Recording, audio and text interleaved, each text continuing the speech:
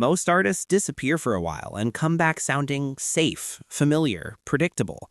But when Harry Styles finally broke his silence after nearly 4 years, nothing about it felt safe. Not the sound, not the rollout, and definitely not the message hiding inside it. Because this time, Harry didn't just drop a song, he cracked something open. And once you hear what Aperture is really about, it's hard to unsee the shift.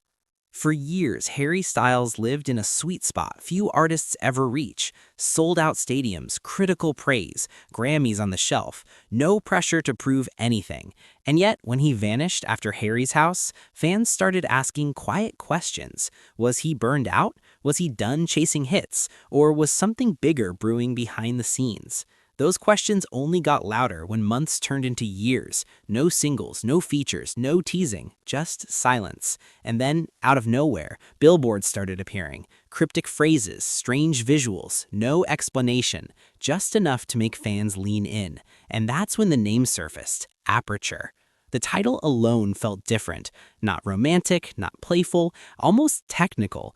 An aperture is the opening in a camera lens, the space that controls how much light gets in. Too much light and everything's blown out. Too little and you see nothing at all. And suddenly, people realized this wasn't just a comeback, it was a statement. When Aperture finally dropped, expectations were sky high. But what fans heard wasn't a radio-friendly anthem or an obvious chart grab. Instead, it unfolded slowly. Pulsing beats, hypnotic rhythms, a sound that felt more like a late-night club than a pop playlist. It was restrained, almost daring people to stay patient. And that's where the real risk began. Because this song doesn't beg for attention, it waits. And that choice alone told fans something had changed. Critics immediately noticed it too. The track leans into electronic textures, subtle disco echoes, and long stretches where Harry's voice drifts instead of dominates. No explosive chorus screaming for TikTok. No obvious hook spoon-fed in the first 20 seconds. It's immersive. And in today's attention economy, that's borderline rebellious.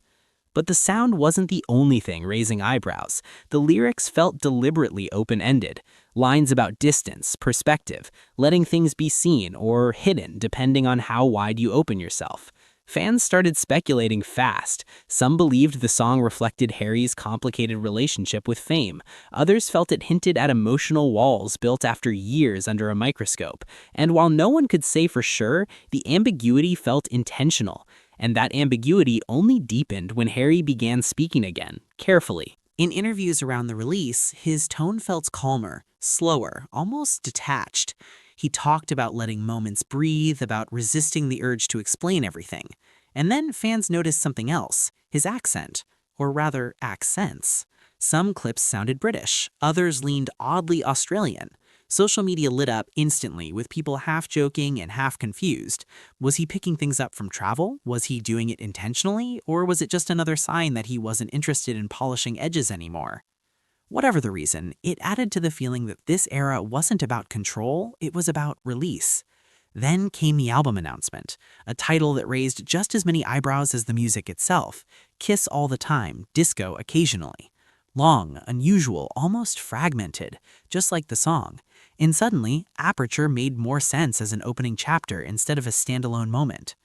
Reports suggest the album leans even further into experimentation, less concerned with singles, more focused on atmosphere, a body of work designed to be lived in, not skimmed. And while some fans worried about chart performance, others celebrated the shift. After all, Harry has already played the pop star game and won. But not everyone was fully on board. Some longtime listeners admitted the track felt confusing at first, too slow, too strange. Others said it took multiple listens to click, and that reaction alone says a lot. This wasn't built for instant gratification, it was built to linger, and in a world obsessed with first-day streams, that choice feels almost radical. Still, the momentum didn't stop there. Shortly after the release, Harry announced his Together Together Residency tour. Not a traditional world tour, not a city-to-city sprint. Instead, extended stays in major venues, multiple nights, same room, same crowd energy, evolving over time. 30 nights at Madison Square Garden alone. The message was clear. This era isn't about chasing everywhere, it's about depth. Of course, that decision stirred controversy too. Some regions were left out, fans voiced frustration online, accusations surfaced that certain audiences were being ignored, but others pointed out that residencies allow artists to protect their health and creative energy, something Harry has quietly prioritized in recent years. And that's where the speculation starts to grow louder. There's been ongoing buzz online suggesting Harry stepped back because the pressure was becoming unsustainable. Endless touring, constant visibility, expectations stacked impossibly high. While nothing has been confirmed, people close to the industry have hinted that this break wasn't accidental, it was necessary. And if Aperture is any indication, he came back with clearer boundaries. Even the visuals reinforce that idea. The promotional imagery leans heavily into light, shadow, and partial obscurity. Faces half-lit, motion blurred, nothing fully revealed. It's as if Harry is inviting people to look, but only as much as he allows. And in an era where celebrities are expected to overshare constantly, that restraint stands out. Fashion moments followed too. Strange routines, eye patches, playful but distant appearances. Enough to spark conversation, but never enough to give the full picture. Every detail felt curated without feeling commercial, and that balance is hard to fake. So what does all of this really mean? At this stage in his career, Harry Styles doesn't need approval. He doesn't need hits, he doesn't need validation, which gives him something far more powerful: freedom. Aperture feels like the sound of someone choosing how much of themselves the world gets to see, not closing off completely, not throwing the doors wide open either. Just enough light to stay visible without being consumed. And maybe that's why the song sticks. It doesn't scream for attention, it invites patience. It asks listeners to slow down, to sit with uncertainty, to accept that not everything needs a neat explanation. And whether fans love or hate the direction, one thing is clear: Harry isn't repeating himself. He's opening a new lens, adjusting the focus, and daring people to meet him there.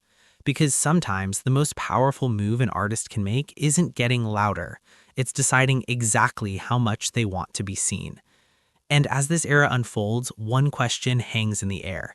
Is this just the beginning of a new chapter, or the most honest version of Harry Styles we've ever seen?